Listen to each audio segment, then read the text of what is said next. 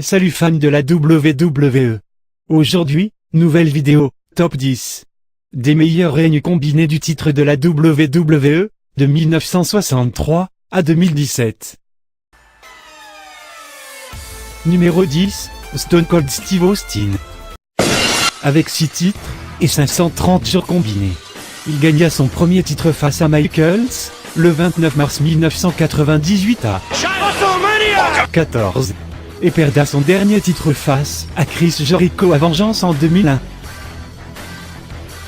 Numéro 9, Brock Lesnar. 4 fois champion, et 575 jours combinés, il gagne son premier titre face à The Rock à SummerSlam 2002. Qu'il garda 2 mois, et 23 jours, il devient alors le plus jeune champion WWE de l'histoire. Son dernier titre en date était en 2014 contre John Cena. Il garda le titre 7 mois et 14 jours et le perda 31 contre Seth Rollins, après que ce dernier a encaissé sa mallette Money in the Bank. Il est l'actuel champion universel. Numéro 8, Triple H. 9 fois champion, et 610 jours combinés. Il gagne son premier titre face à The Mankind à Raw en 1999. Qu'il garda 24 jours. Même pas un mois. Il gagna son dernier titre en 2016 lors du Royal Rumble. Il le garda 2 mois et 10 jours et le perda 32 contre Roman. Numéro 7, Bret Hart. 5 fois champion, et 655 jours combinés. Il gagne son premier titre face à Ric Flair en 92. Qu'il garda 175 jours. Il gagna son dernier titre en 97 contre l'Undertaker à SummerSlam. HBK était l'arbitre du match. Il le garda 3 mois et 6 jours et le perda contre ce dernier. À Survivor Series en 97. Numéro 6. Randy Orton. 9 fois champion, et 659 jours combinés.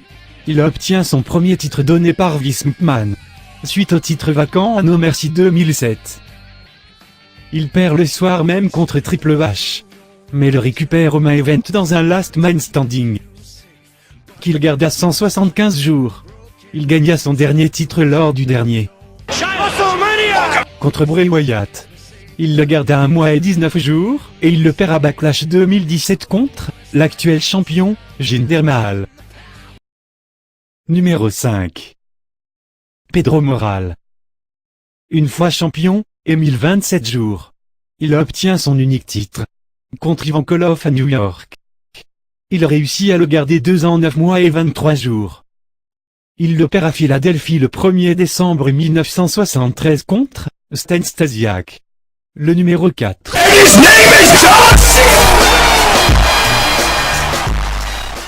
13 fois champion, et 1227 jours combinés. Il obtient son premier titre contre JBL à Los Angeles. Il réussit à le garder 9 mois et 5 jours. Il le perdra à New York contre Edge qui utilise sa mallette Money in the Bank. Il gagna son 13e titre le 29 janvier 2017 au Royal Rumble contre The Phenomenal. Et il le perda à Phoenix, dans l'Arizona dans un match Elimination Chamber où le gagnant fut Bray Wyatt. On rentre dans le top 3, le numéro 3. Bob Backlund. 2 fois champion, et 2138 jours combinés. Il obtient son premier titre contre Billy Graham à New York. Il réussit à le garder 5 ans 10 mois et 6 jours. Il le perdra par forfait à New York contre The Iron Sheik. Il gagna son dernier titre le 23 novembre 1994 à San Antonio. Au Survivor Series. Il perdra en moins d'une semaine contre Diesel. Le 26 novembre. Le numéro 2. Hulk Hogan. 6 fois champion, et 2185 jours combinés. Il obtient son premier titre contre The Iron Sheik à New York.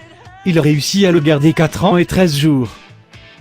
Il le perdra à Indianapolis contre André the Giant le 5 février 1988. Il gagna son dernier titre à Backlash le 21 avril 2002 à Kansas City. Il le détiendra 28 jours. Il le perdra à Judgment Day le 19 mai 2002 contre l'Undertaker.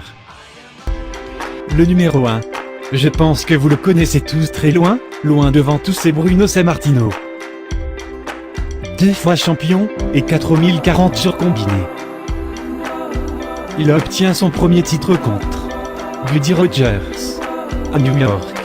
Il réussit à le garder 7 ans 8 mois et 1 jour. Il le perdra à New York contre Ivan Koloff le 18 janvier 1971. Il gagna son dernier titre 10 décembre 1973 à New York. Il le détiendra 3 ans, 4 mois et 20 jours. Il le perdra le 30 avril 1977 contre Billy Graham. Voilà, cette vidéo top 10 des plus longs règnes combinés est terminée, j'espère qu'elle t'a plu. Tu peux laisser un like et t'abonner pour plus de vidéos, à très bientôt.